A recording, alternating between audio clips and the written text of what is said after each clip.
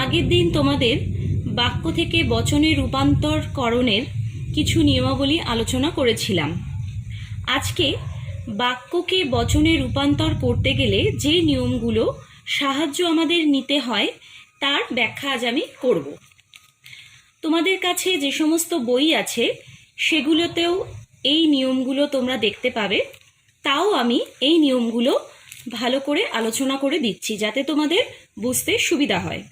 দেখো, 1 নম্বর পয়েন্টে আমি লিখেছি, যদি কোনো বাক্যে সকল, সর্বদা, সমস্ত, সব, প্রত্যেক, যে কোনো, যখনই, যেখানেই, যে কেউ, আবার বলছি, যদি কোনো বাক্যে সকল, সর্বদা, সমস্ত, সব, প্রত্যেক, যে কোনো, যখনই, যেখানেই, যে কেউ প্রভৃতি শব্দের কোনো একটি থাকে এবং বাক্যটি যদি সদর্থক হয়, অর্থাৎ কোনো নঙর্থক চিহ্ন না থাকে, তাহলে সেটি এ বচনে রূপান্তর করতে হবে। অর্থাৎ বাক্যটিকে এ বচনে রূপান্তর করতে হবে বা নিয়ে যেতে হবে। তোমাদের এখানে পাশে দেখো ইংলিশগুলো আমি লিখে দিয়েছি।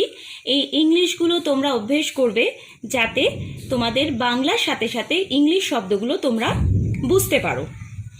তাহলে দেখলে এই সমস্ত শব্দগুলো যদি বাক্যে থাকে তাহলে, আর সেখানে যদি কোনো নঙর্থক চিহ্ন না থাকে, তাহলে বাক্যটিকে এ বচনে রূপান্তর করতে হবে।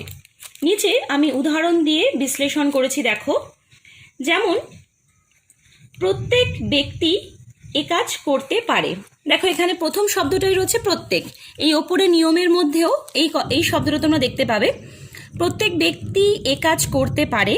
তাহলে এই বাক্যটিকে যখন আমরা তর্কবিজ্ঞান সম্মত বচনে রূপান্তর করব, সেক্ষেত্রে বচনটি হবে, সকল ব্যক্তি হয় এমন যারা এ কাজ করতে পারে।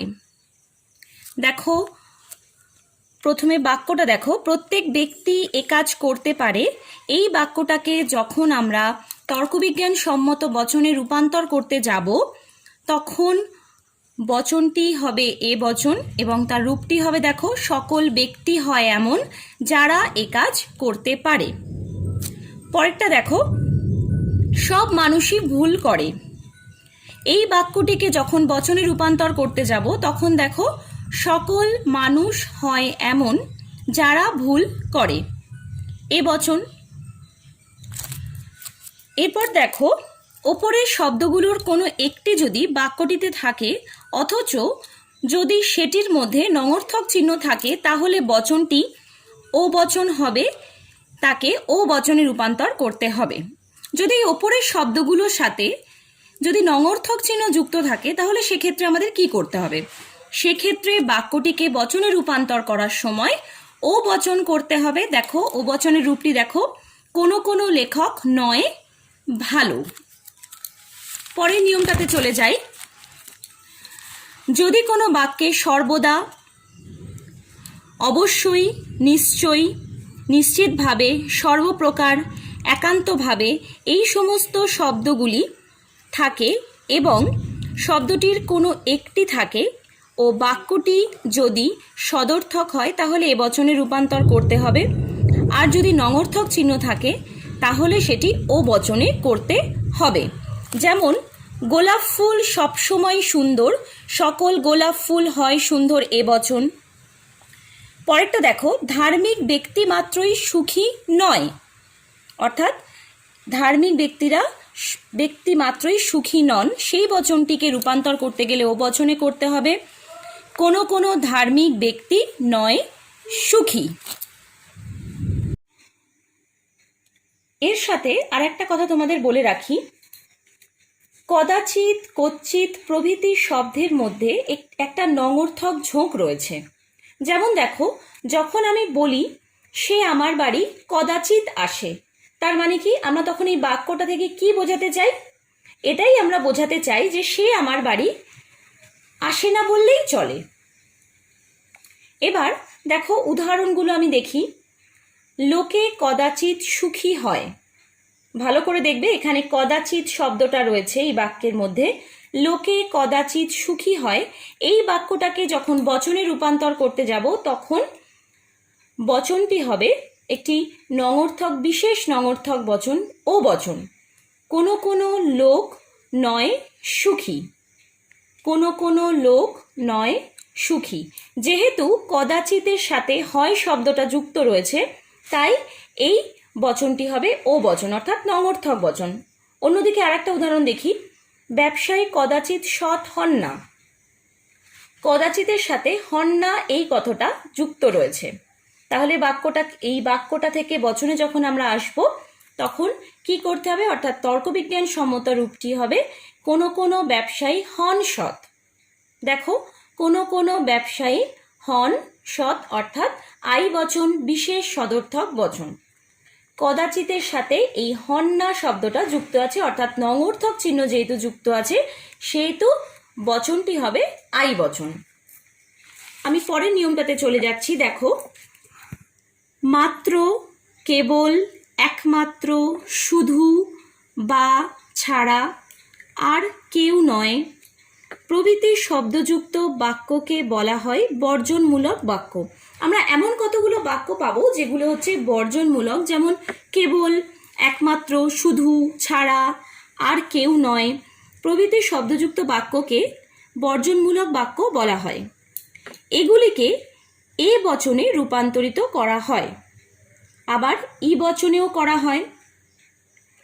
এ বচনে রূপান্তর করার সময় তার একটা নির্দিষ্ট নিয়ম আছে। এ বচনে রূপান্তরিত করার সাধারণ নিয়মটি হল উদ্দেশ্যটিকে বিধেয় স্থানে এবং বিধেয়টিকে উদ্দেশ্য স্থানে আনতে হবে, অর্থাৎ উদ্দেশ্য বিধেয়র স্থান পরিবর্তন করা হবে। আর যদি সেই বাক্যটিকে আমি ই বচনে রূপান্তর করতে যাই তাহলে উদ্দেশ্য পদের বিরুদ্ধ পদটি বসবে। দেখো, আমি আবার বলছি, যদি কোনো বাক্যে একমাত্র, কেবল, শুধু বা ছাড়া, আর কেউ নয় প্রভৃতি শব্দগুলো যদি যুক্ত থাকে তাহলে সেই বাক্যটিকে যখন আমি বচনে রূপান্তর করতে যাব তখন দুটো রূপে আমরা করতে পারি, একটি হচ্ছে এ বচন, অন্যটি হচ্ছে ই বচন। এবার এ বচনে যখন রূপান্তর করতে যাব তখন বাক্যটিকে বচনে নিয়ে আসার সময় উদ্দেশ্য বিধেয়র স্থান পরিবর্তন করতে হবে। আর যদি ই বচনে করতে যাই তাহলে উদ্দেশ্য পদটির বিরুদ্ধ পদটি আমাদের যখন বাক্য থেকে বচনে নিয়ে আসব তখন বিরুদ্ধ পদটিকে উদ্দেশ্যের স্থানে বসাতে হবে। দেখো, এখানে আমি উদাহরণ দিয়েছি, কেবল বিএ পাস ছেলেরা এমএ পড়তে পারে। এই বাক্যটিকে যখন বচনে নিয়ে আসব, দেখো, সকল ছাত্র যারা এমএ পড়তে পারে তারা হয় বিএ পাস। তোমরা এটা দেখলেই বুঝতে পারবে। দেখো, উদ্দেশ্য বিধেয় স্থান পরিবর্তন করেছে। সকল ছাত্র যারা এমএ পড়তে পারে তারা হয় বিএ পাস, এটা হচ্ছে এ বচন। দেখো, এখানে বিএ পাসটা ছিল উদ্দেশ্য পদ, অর্থাৎ বাক্যে দেখো বিএ পাসটা ছিল হচ্ছে উদ্দেশ্য পদ আর এমএ পড়তে পারা এইটা ছিল বিধেয় পদ। যখন এই বাক্যটিকে তর্কবিজ্ঞান সম্মত আকারে নিয়ে যাব তখন দেখো এর স্থান পরিবর্তন হয়ে গেছে, অর্থাৎ এই এমএ পড়তে পারা এটা চলে গেছে একদম উদ্দেশ্যের স্থানে আর উদ্দেশ্যটি চলে গেছে বিধেয় স্থানে। উদাহরণটা দেখলেই তোমরা বুঝতে পারবে। আবার দেখো, একমাত্র ধার্মিক লোকেরাই সুখী, এই বাক্যটিকে যখন বচনে নিয়ে আসব, দেখো, সকল সুখী ব্যক্তি হয় ধার্মিক, অর্থাৎ উদ্দেশ্য বিধেয় স্থান পরিবর্তন করেছে। এবার আমি একটা উদাহরণ দিই ই বচনের। একমাত্র পশুরাই বিশ্বাসঘাতক। এবার এটাকে যখন আমি ই বচনে রূপ দেব কিভাবে নিয়ে যাব, কোনো অপশু নয় বিশ্বাসঘাতক। একমাত্র পশুরাই বিশ্বাসঘাতক, এটিকে যখন আমি তর্কবিজ্ঞান সম্মত আকারে নিয়ে যাব, দেখো, তখন ই বচনে নিয়ে যাব কিভাবে এই রূপটা দেব, কোনো অপশু নয় বিশ্বাসঘাতক। তার মানে পশু পদটির বিরুদ্ধ পদ হচ্ছে অপশু, অর্থাৎ অযোগ করে আমরা বিরুদ্ধ পদে নিয়ে গেছি। এই হলো একমাত্র, কেবলমাত্র, শুধুমাত্র এটি নিয়ম। তোমরা এই নিয়মগুলো খুব ভালো করে অভ্যেস করবে। পরবর্তী ভিডিওতে তোমাদের আরও কিছু নিয়ম আমি আলোচনা করব। উদাহরণগুলো আর একবার বিশ্লেষণ করে দিচ্ছি। গোলাপ ফুল সবসময় সুন্দর, এই বাক্যটিকে যখন বচনে রূপান্তর করতে যাব তখন বচনটি হবে সকল গোলাপ ফুল হয় সুন্দর, এ বচন। আবার দেখো, ধার্মিক ব্যক্তি মাত্রই সুখী নয়, এই বাক্যটিকে যখন বচনে রূপান্তর করতে যাব তখন বচনটি হবে কোনো কোনো ধার্মিক ব্যক্তি নয় সুখী, অর্থাৎ ও বচন। পরের নিয়মটিতে চলে যাচ্ছি। দেখো, যদি কোনো বাক্যে কেউ নয়, কোনোটি নয়, একটিও নয়, কোনো মতেই না, কখনো না প্রভৃতি শব্দের কোনো একটি থাকে তবে বাক্যটিকে ই বচনে রূপান্তরিত করতে হবে। আবার দেখো, যদি কোনো বাক্যে কেউ নয়, কোনোটি নয়, একটিও না, কোনো মতেই না, কখনো না প্রভৃতি শব্দের কোনো একটি থাকে তবে বাক্যটিকে ই বচনে রূপান্তরিত করতে হবে। এবার উদাহরণগুলো দেখো। কোনো দুঃখই দুঃখ নয়, কোনো দুঃখই দুঃখ নয়, এখানে দেখো কোনো রয়েছে। এই বাক্যটিকে যখন আমরা বচনে রূপান্তর করতে যাব তখন তর্কবিজ্ঞান সম্মত আকারটি হবে কোনো দুঃখ নয় দুঃখ, অর্থাৎ ই বচন সামান্য নঙর্থক বচন। পরের উদাহরণটা দেখো, কেউ এ কাজ করতে পারবে না, কেউ এ কাজ করতে পারবে না, এই বাক্যটিকে যখন বচনে রূপান্তর করতে যাব তখন বচনটি হবে ই বচন এবং বচনটির রূপ হবে কোনো লোক নয় এমন যে এ কাজ করতে পারবে, কোনো লোক নয় এমন যে এ কাজ করতে পারবে। এই গেল সামান্য নঙর্থক বচনের নিয়ম, অর্থাৎ ই বচনে রূপান্তর করতে গেলে কি করতে হবে। এবার চলে যাই চতুর্থ পয়েন্টে। দেখো, যেসব বাক্য অধিকাংশ, কিছু, কোনো কোনো, শতকরা, এত ভাগ অর্থাৎ 40% কি 50% ইত্যাদি, প্রায় সব, প্রায়শ, সাধারণত, কখনো কখনো, কেউ কেউ, অনেক প্রভৃতি শব্দ থাকে সেগুলো যদি সদর্থক হয়, অর্থাৎ বাক্যটি যদি সদর্থক হয় তাহলে যুক্তিবিজ্ঞান সম্মত বচনটি হবে আই বচন এবং যদি নঙর্থক চিহ্ন থাকে তবে বচনটি হবে ও বচন। আমি আরেকবার বলছি, যদি কোনো বাক্যে এই সমস্ত শব্দগুলো তোমরা পাও, অধিকাংশ, কিছু, কোনো কোনো, শতকরা, এত ভাগ, প্রায় সব, প্রায়শ, সাধারণত, কখনো কখনো, কেউ কেউ, অনেকে প্রভৃতি শব্দ যদি থাকে আর বাক্যটা যদি সদর্থক হয় অর্থাৎ কোনো নঙর্থক চিহ্ন না থাকে তাহলে যুক্তিবিজ্ঞান সম্মত বচনটি হবে আই বচন এবং যদি নঙর্থক চিহ্ন থাকে তবে বচনটি হবে ও বচন। এবার উদাহরণে আসা যাক। দেখো, কোনো কোনো লোক উপস্থিত, সব লোকের কথা এখানে বলা হয়নি, কোনো কোনো লোকের উপস্থিতের কথা বলা হয়েছে, তাহলে তর্কবিজ্ঞান সম্মত বচনটি হবে কোনো কোনো লোক হয় উপস্থিত, অর্থাৎ আই বচন, বিশেষ সদর্থক বচন। পরেরটা দেখো, 60% ছাত্র পাশ করেছে, 60% ছাত্র পাশ করেছে, এই বাক্যটিকে যখন বচনে রূপান্তর করতে যাব তার রূপটি হবে দেখো, কোনো কোনো ছাত্র হয় এমন যারা পাশ করেছে, অর্থাৎ আই বচন। পরেরটা দেখো, অধিকাংশ ছাত্র বিনয়ী নয়, এখানে দেখো অধিকাংশর সাথে নঙর্থক চিহ্ন অর্থাৎ নয়। এর সাথে আর একটা কথা তোমাদের বলে রাখি, কদাচিৎ, কচ্চিৎ প্রভৃতি শব্দের মধ্যে একটা নঙর্থক ঝোঁক রয়েছে। যেমন দেখো, যখন আমি বলি সে আমার বাড়ি কদাচিৎ আসে, তার মানে কি আমরা তখন এই বাক্যটা থেকে কি বোঝাতে চাই? এটাই আমরা বোঝাতে চাই যে সে আমার বাড়ি আসে না বললেই চলে। এবার দেখো উদাহরণগুলো আমি দেখি। লোকে কদাচিৎ সুখী হয়, ভালো করে দেখবে এখানে কদাচিৎ শব্দটা রয়েছে এই বাক্যের মধ্যে। লোকে কদাচিৎ সুখী হয়, এই বাক্যটাকে যখন বচনে রূপান্তর করতে যাব তখন বচনটি হবে একটি নঙর্থক, বিশেষ নঙর্থক বচন, ও বচন। কোনো কোনো লোক নয় সুখী, কোনো কোনো লোক নয় সুখী। যেহেতু কদাচিতের সাথে হয় শব্দটা যুক্ত রয়েছে, তাই এই বচনটি হবে ও বচন, অর্থাৎ নঙর্থক বচন। অন্যদিকে আরেকটা উদাহরণ দেখি। ব্যবসায়ী কদাচিৎ সৎ হন না, কদাচিতের সাথে হন না এই কথাটা যুক্ত রয়েছে। তাহলে এই বাক্যটা থেকে বচনে যখন আমরা আসব তখন কি করতে হবে, অর্থাৎ তর্কবিজ্ঞান সম্মত রূপটি হবে কোনো কোনো ব্যবসায়ী হন সৎ। দেখো, কোনো কোনো ব্যবসায়ী হন সৎ অর্থাৎ আই বচন, বিশেষ সদর্থক বচন। কদাচিতের সাথে এই হন না শব্দটা যুক্ত আছে, অর্থাৎ নঙর্থক চিহ্ন যেহেতু যুক্ত আছে সেহেতু বচনটি হবে আই বচন।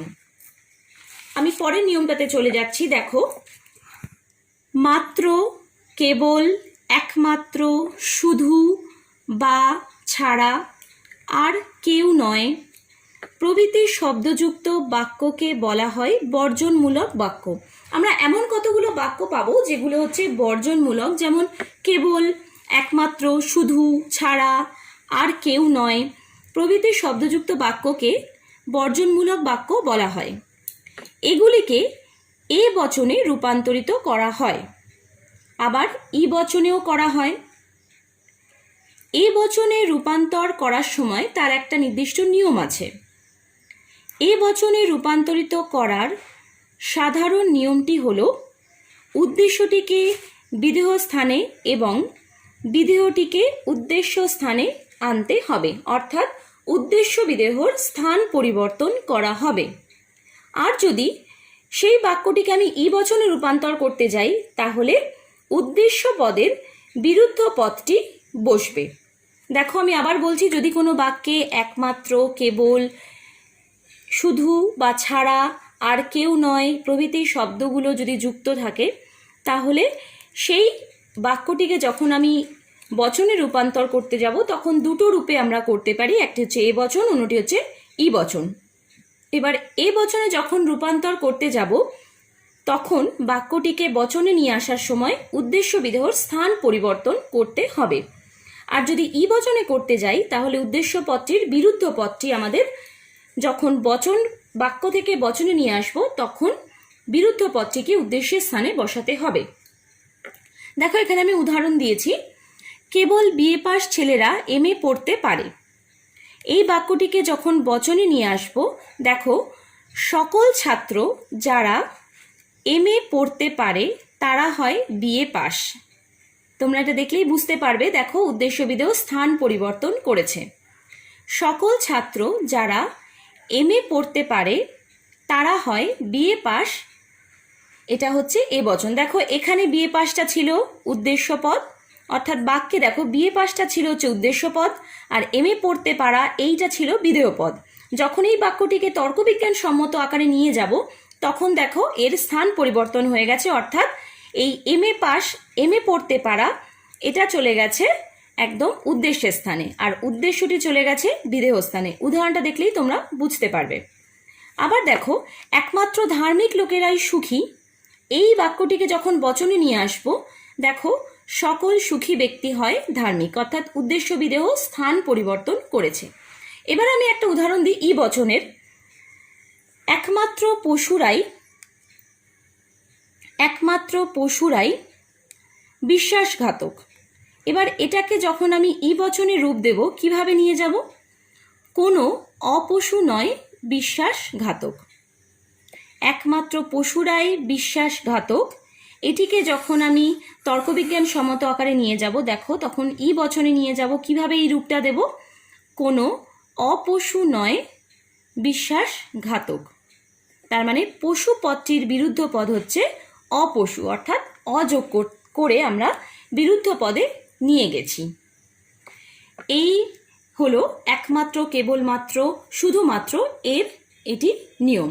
তোমরা এই নিয়মগুলো খুব ভালো করে অভ্যেস করবে। পরবর্তী ভিডিওতে তোমাদের আরও কিছু নিয়ম আমি আলোচনা করব।